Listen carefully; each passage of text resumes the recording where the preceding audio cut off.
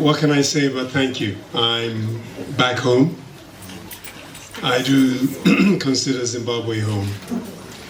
And for the players who heard me, and I thank Bernardi for allowing me to say a few words before they won the Cup 2 years ago,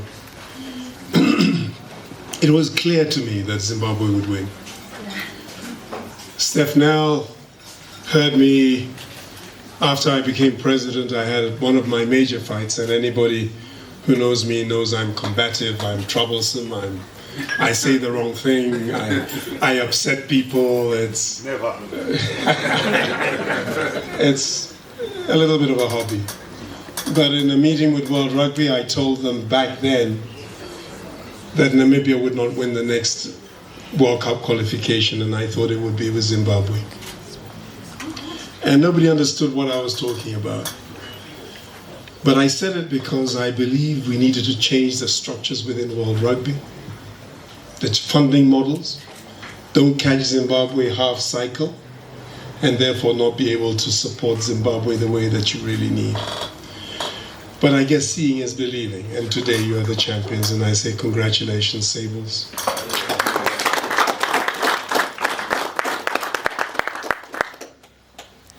I am one of your #1 supporters. But on a serious note, it gives me great pleasure to be here, because when I became president in 2023, my mantra was that sport is big business. I'm clear about that. I just asked people for a mindset change, and that has been the difficult thing. If you understand that sport is big business, then you need to win off the field as well as winning on the field. South African rugby get it. They win off the field, and they're the double world champions. My previous life, I came from a sport that I don't like as much as rugby, and that was football. I was president of Kumasi Asante Kotoko, one of the African great sides, and we transformed it in a very short space of time. 60 to 80,000 watching home games, nobody watching EPL. Sport is big business. And that is the mantra with which I live by.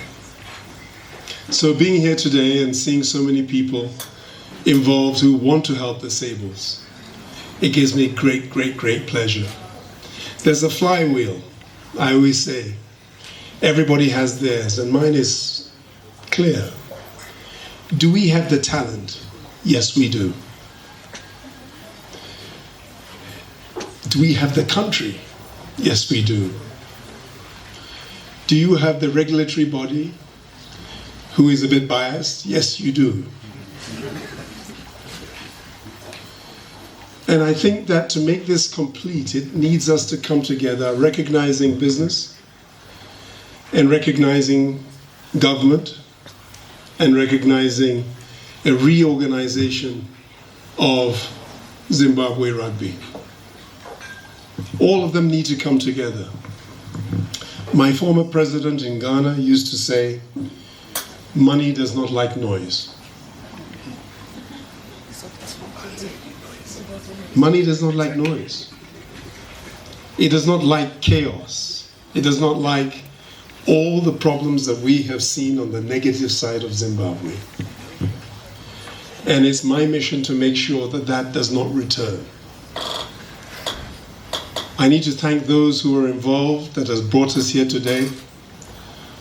And Doc, I'll always mention your name because you played a pivotal role in that. And now we're here. I speak not as president of Rugby Africa. I also speak because I'm on the board of World Rugby. I also chair the regions of the world, so I have a little bit of authority. And therefore, the structures that we have sought to put in place in Zimbabwe are critical. The creation of the IMC, and I say, Mr. Dave Gilbert, thank you very much. My eyes and ears that have driven us to the point where we have the structure.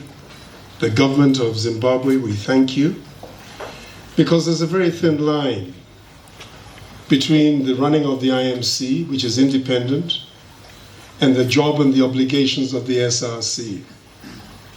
We respect both. But the SRC cannot cross into our lane. Otherwise it becomes government interference. And from the position I sit, it's not something that we will accept or we will tolerate. We do respect the workings of the SRC. We need them.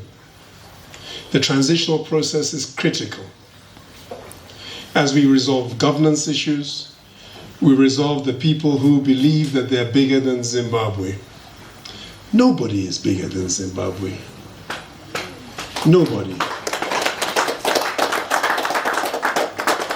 Surely this is a time that Zimbabwe must recognize that you represent the whole of Africa. You don't just represent yourself. You represent every single one of the 50+ nations in Africa. Your big brothers will be with you, South Africa, but you're not there representing just yourselves.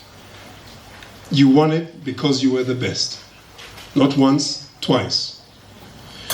And I ask the sponsors, and I ask the big people, the little people, and the little people are those people who are causing trouble. Just behave yourselves. Just behave yourselves.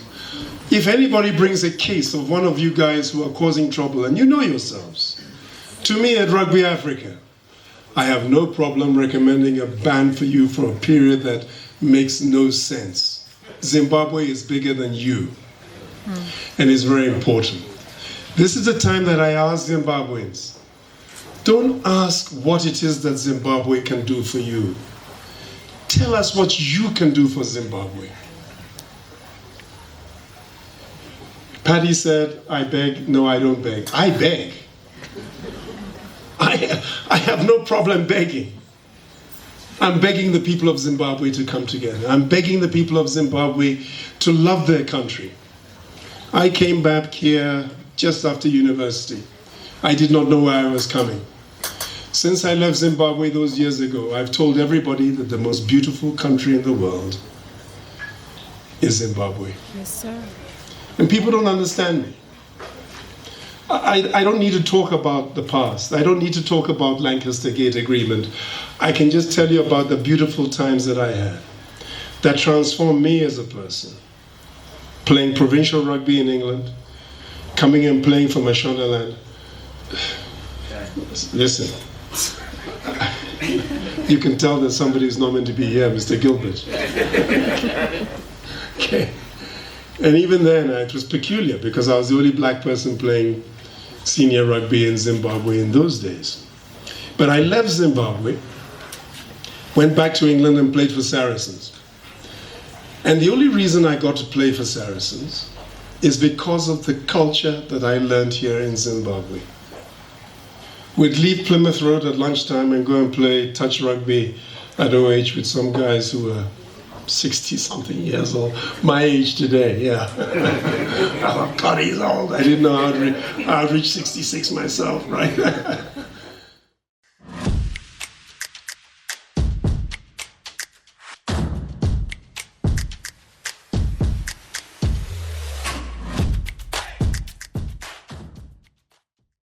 But that culture where you live with the ball, it's in the back of your boot, you play around with it, you dream rugby, you tease rugby, you fight rugby, you live it, was not a culture that was in England at the time.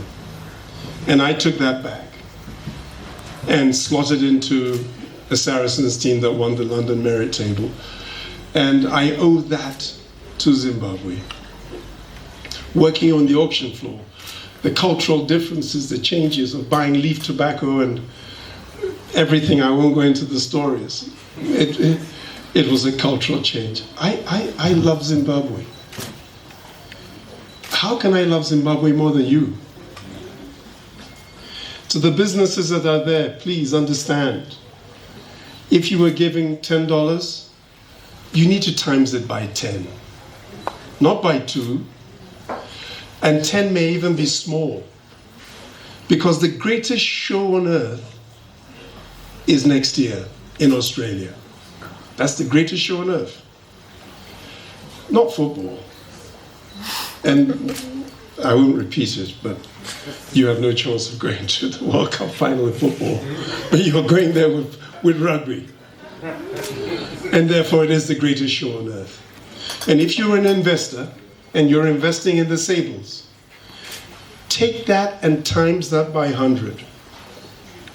Come back through your extraordinary Deputy Minister of Sport to put pressure on me to say that when you're in Australia, you want to meet the market opportunities. We want to create opportunities that will bring investment back into Zimbabwe. That flywheel of people investing in Africa, they're not coming to my country, they're going to come to Zimbabwe. And therefore, if you're thinking of investing little amounts, we need to invest huge amounts. I can see a giant in the back there in Lindsay, and I hope the coffers are open and the structure that is open. And Lindsay, look, TJ is correct. I mentioned it at World Rugby. Zimbabwe without the trust would not have operated. And we've got to give thanks and appreciation for that structure. I've had to go to World Rugby and say, look, Zimbabwe is not conventional. But who told you it does not work? Don't judge us on the criteria which is destined to make Africa fail. Zimbabwe will not fail. Zimbabwe will succeed. And you are such beautiful people. I can see them already in Australia, and everybody wanting to know, who are these people? At my last EB meeting, I misbehaved again. And the exchanges were between myself and my chairman, which is wrong, Brett. But I had to let him understand that the investment that we put into Africa is not enough. We have the athletes. You may not know the Zimbabwean Sables by name. You may only refer back to the beast or to the prodigies who are in the process of becoming Springboks and not Sables as we speak. But surely we need to invest in them. We need them to be stronger, bigger, faster. The twitch muscles to react in a way that we do not understand. We know they have the mentality to reach where it is. But we need to support them. And the battles that I have at World Rugby, we win. We leave the big battles for the bigger issues. They say where the elephant stomps is the grass that gets destroyed. But within Rugby Africa, we have succeeded in getting HSBC to Kenya. It may not be Zimbabwe, but it proved that we can fill a stadium. I was there with you, Bongai, incredible atmosphere. And 20, 30,000 in the fan park outside. We have the Challenger Series going to Uganda. But those going to the World Cup are the Sables. I'm hoping that this extraordinary government you have, that His Excellency and the Minister of Sport, the Deputy who we liaise with and we deal with and who we believe in, I'm going to become a chief cheerleader very soon. You can see that. I go around, I rate all the ministers of sport as I go around Africa. You know, the one with the lowest mark comes from my country, by the way, and I tell him that. I say, you come to Zimbabwe and have a look. You see, we need to build the police ground. We really do it. Short term, we can't go into massive stadiums. There's a history, there's a culture. Not the fact that I run out in the police ground as a lighty. And don't you hate it when old people talk about themselves? Damn these old people. But know that the spirit and culture of the police ground, because I want to use my position until they get rid of me. They will eventually. To be able to bring Zimbabwe matches. We need to have an enhanced Victoria Cup here. Because, I don't know if any Namibians here, we want to see you beat Namibia here again. Did I say that? The smart guys who think they're too proud in Kenya, you can give them a beating too for the sake of it. Even my kid brother Godwin, you know, we'll spare him a little bit. But we want to bring tournaments here. We need a ground.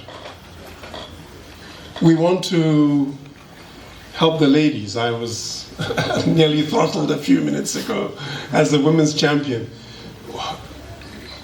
Namibia, Zimbabwe, Zambia, Uganda, tournaments here. We were starting a 7th circuit. Namibia, Zimbabwe, Kenya, Uganda, to develop things from here going forward. But to show you the fact that people love Zimbabwe, my big brother is Mark Alexander. We double team at World Rugby to create trouble. You may think I'm irrelevant, but you can't ignore a double world champion. Mark has agreed that the Sables will be able to play Springbok A in South Africa the same day that the Springboks are playing the All Blacks.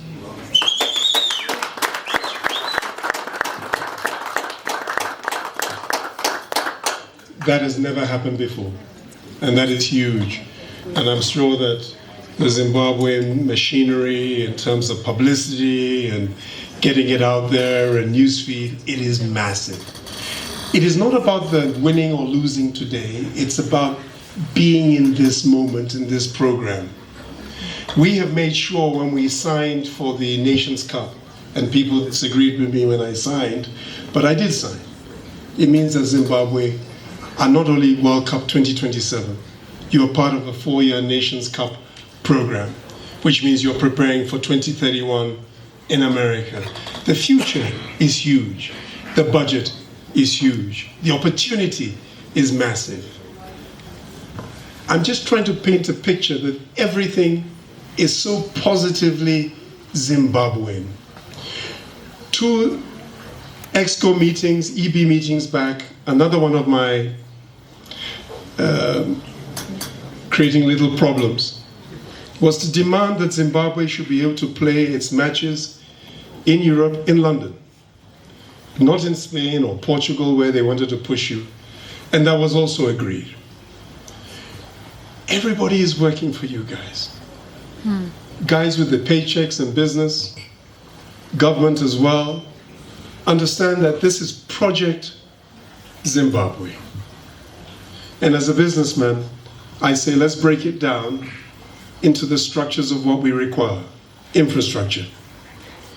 Government commitment to look at rugby the way we look at football. And I say that because I come from a football background and I've dealt with 12, 14 countries on football. We have to be at a point where we look at it and say, how do we support the Sables? In matches, in player salaries, in commitments, because you are now, like myself, I don't allow anybody to call me president of Rugby Africa. I'm the chief marketing officer for Rugby Africa. And you are now also the chief marketers for Zimbabwe. Friends, colleagues, there's nothing worse than an old man talking too much at the end of a stadium podium, refusing to stand on the podium. Remember the ginger. So I would like to end by just stating the massive respect once again that I have for your country. I believe in you. Please reach out to every friend and ask them what are they going to do for Zimbabwe. Not the other way around. When you fall, you will rise. Everybody falls. But you will rise. And you will fall again, and you will rise again. That I'm very sure about.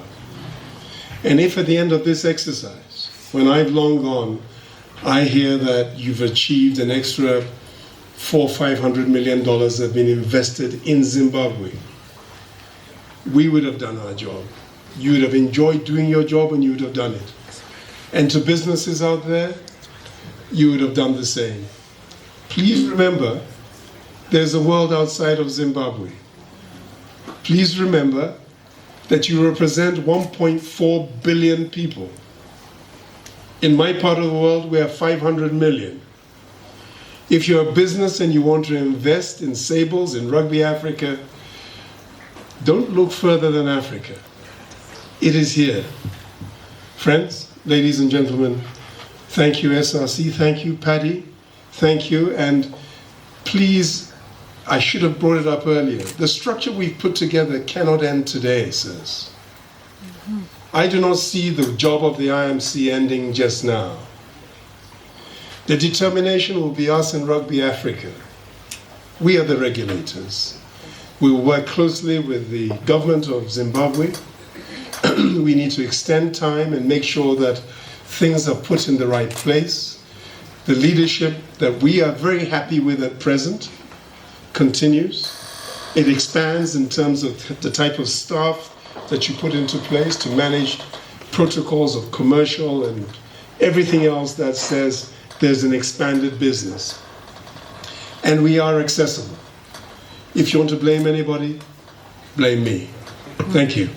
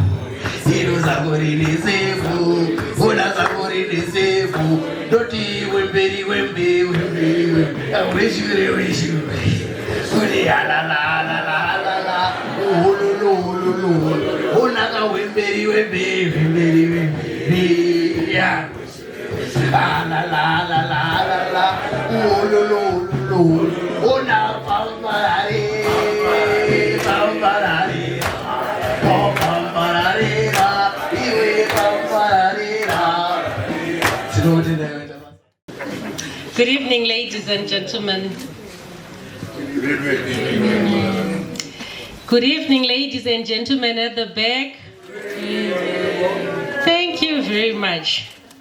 The Director of Ceremonies, World Rugby and Rugby Africa, represented by Mr. Dave Gilbert. I acknowledge your presence. Mr. Herbert Mensah.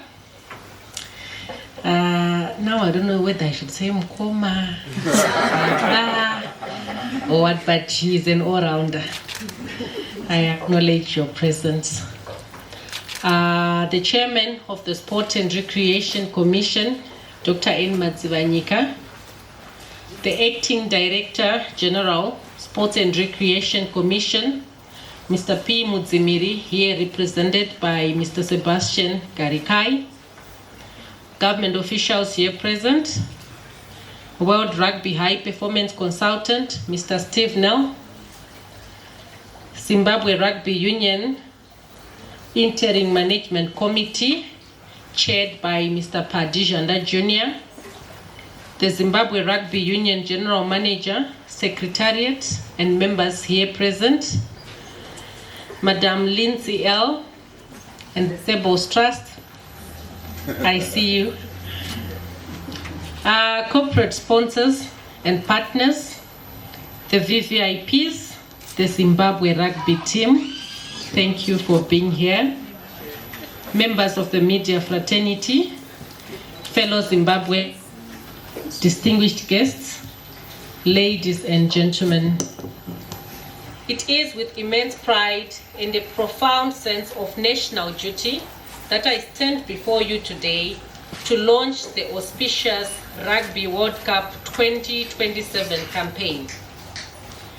We are not merely gathered to celebrate a sport. We are here to mark a watershed moment in the trajectory of the Second Republic's Zimbabwe is open for business narrative. For too long, Mr. Herbert Mensah, the narrative of Zimbabwean rugby was one of nostalgic what-ifs.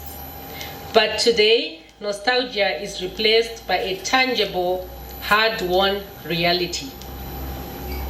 34 years. That is how long our nation has waited to hear the name Zimbabwe ring out across a Rugby World Cup stadium. I think this deserves a round of applause.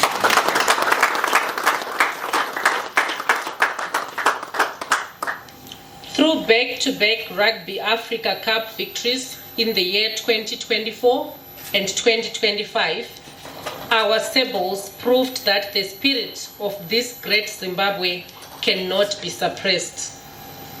They did not stumble into qualification, but they earned their place at Rugby World Cup 2027 through the very values that anchor our National Development Strategy 2. That is sacrifice, determination, discipline, and unrelenting will to excel. Today's launch is a call to arms under the visionary leadership of His Excellency, the President of the Republic of Zimbabwe, Comrade Dr. E.D. Mnangagwa, Vision 2030, which mandates us to transform Zimbabwe into an upper middle income society. A critical pillar of this transformation is human capital development. Under NDS2, ladies and gentlemen, sport is no longer a peripheral pastime or a Sunday afternoon hobby. It is a multi-million-dollar industry, a vehicle for social protection, and a potent engine for national branding. When our Sables step onto the turf in Australia in 2027, they will be the ultimate ambassadors of our image building and international re-engagement drive. They represent a Zimbabwe that is competitive, resilient, and ready to take its rightful place on the global stage. They are the living embodiment of our foreign policy, Africa-focused yet globally competitive. Today, this morning, we had Mr. Herbert Mensah share his Africa for Africa vision. This resonates deeply with our homegrown philosophy, which is Nika, Nika. Yes, a nation is built by its own people. Our success at the 2027 World Cup cannot be a foreign-funded fluke. It must be fueled by Zimbabwean pride, built on Zimbabwean enterprise, and sustained by Zimbabwean partnerships.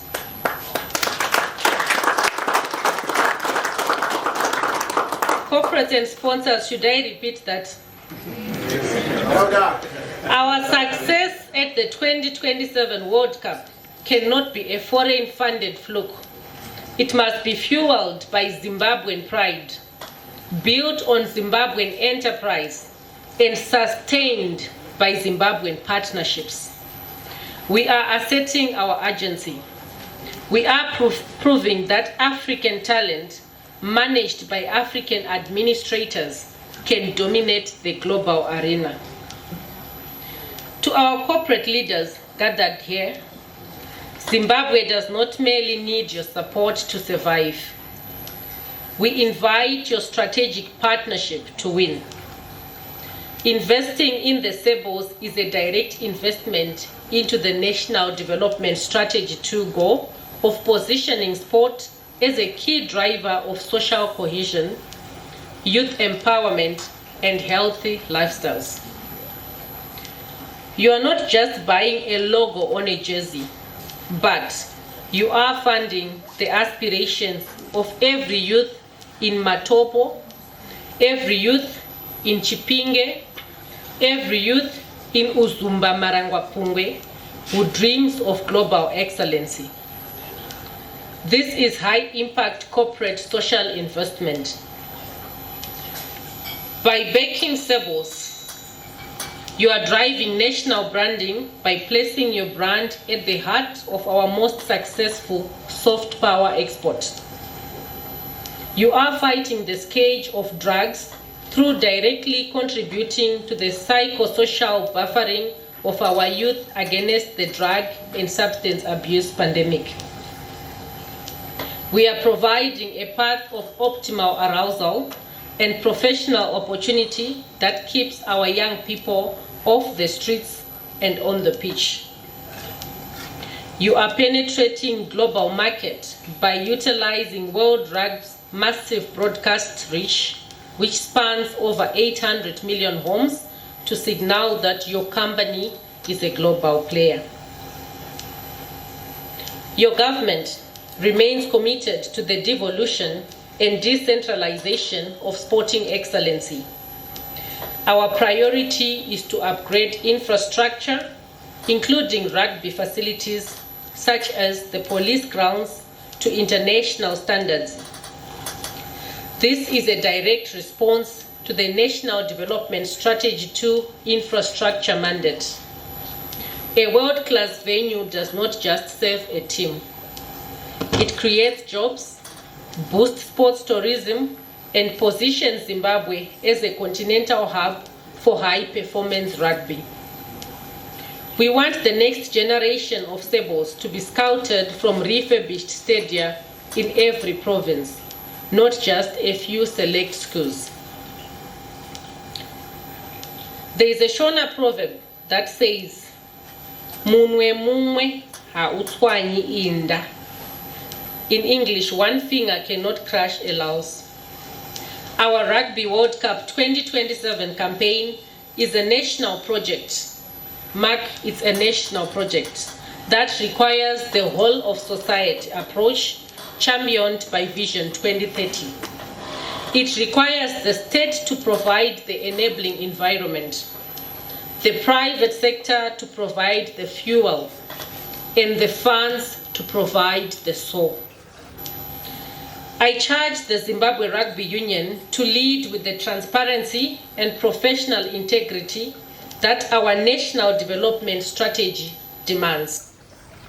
I charge the Zimbabwe Rugby Union to lead with the transparency and professional integrity that our national development strategy demands. Every cent invested must be a cent utilized for the glory of the badge. And to my beloved Sables, our athletes, I say to you, when you run out through those tunnels in Australia, you do not run alone. You carry the hopes, the prayers, and the renewed confidence of 16 million Zimbabweans. And today, Mr. Herbert Mensah has even said that it's no longer just the Zimbabwe that you're going to be representing, but the whole of Africa. You are the vanguard of the new Zimbabwe. Let history record that today we stopped being mere participants in the qualifiers and started being contenders for the world. With that, ladies and gentlemen, rest assured that you have the support of His Excellency, the President of the Republic of Zimbabwe, the corporate sector, and every Zimbabwean who is in Zimbabwe and in the diaspora. I thank you.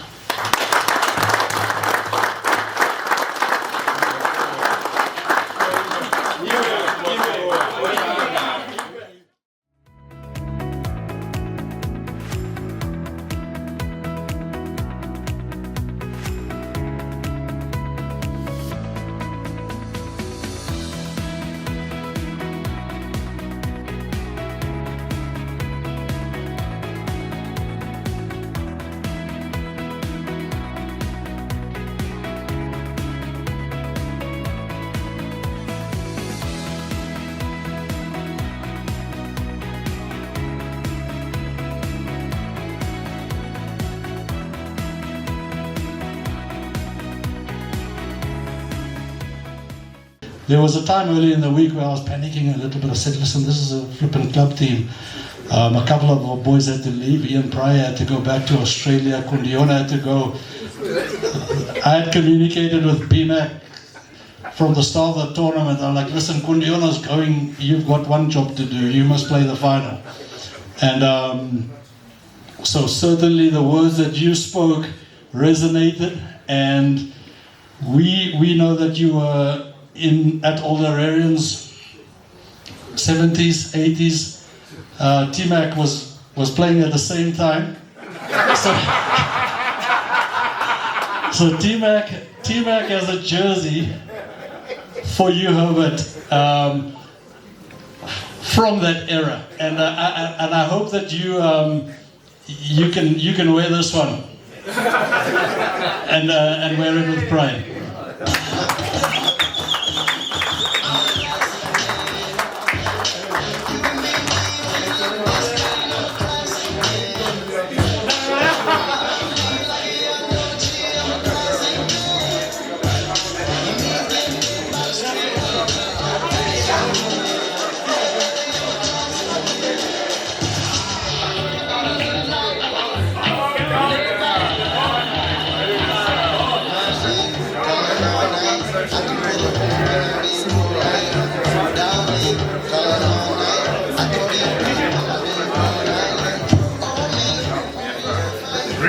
So it's just been confirmed that he did not enter the Algerian change room. And for that, thank